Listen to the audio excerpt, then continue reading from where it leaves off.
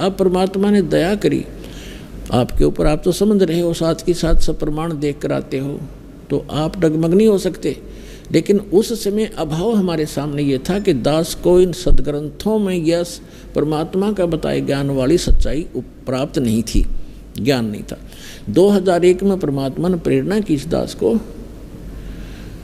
कबीर साहब का एक अमर वाणी जो सच्चिदानंद घन ब्रह्म की वाणी वो याद आई कि वेद मेरा भेद है और मैं ना मिलूं वेदन के माही, और जौन वेद से मैं मिलूं ये वेद जानते नहीं।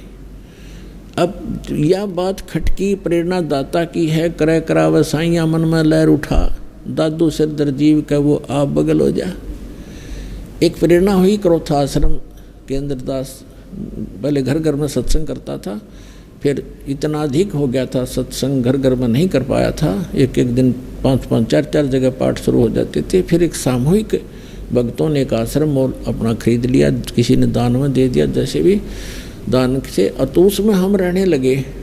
फिर प्रेरणा हुई कि कोई परमात्मा ऐसी दया हो, आपके ज्ञान का कोई और साथ समर्थक मिल जाए, जैसे वेदों में हो, उसके बाद गीता जी में हो, पुराणों में ये प्राप्त हो जाए, तो अपना आपके हिंदू धर्म के कम से कम भक्त मान जाएं, आपको आपका ज्ञान स्वीकार कर ले। तो परमात्मा ने कहा कि वेद मेरा भेद है, मैं ना वेदन के माही, और जौन वेद से मैं मिलूँ वो वेद जानते नहीं।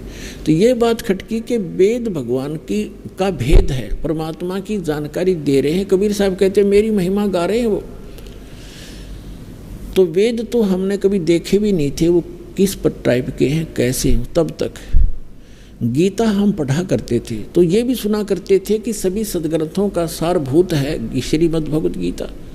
तो श्रीमद् भगवत गीता के अंदर दास ने जब पढ़ना शुरू किया, क्योंकि पहले तो इतना बिजी शेड्यूल था, फिर आश्रम में रहने से कुछ हल्का हुआ तो समय मिला मुझे, उसमें देखा कि गीता ज्ञानदाता खुद कहता है कि अर्जुन तू उस परमेश्वर की शरण में जा, उसकी कृपा से तू परम शांति को और सनातन परम धाम को प्राप्त होगा। दास की ऐसी स्थिति होगी जैसे भूखे न भोजन मिल जाए, निर्धन न धन मिल जाए, ऐसी स्थिति होगी। जो फूला नहीं समाओ है भगवान, आपने सारा खजाना रखा है इसमें आपका ही। उसमें सारा नए सिरे तक गीता जी का अनुवाद किया, जिसको गहरी नजर गीता में आपके पास उपलब्ध है, परमात्मा के ज्ञान के आधार से उसका पुनर् अनुवाद किया।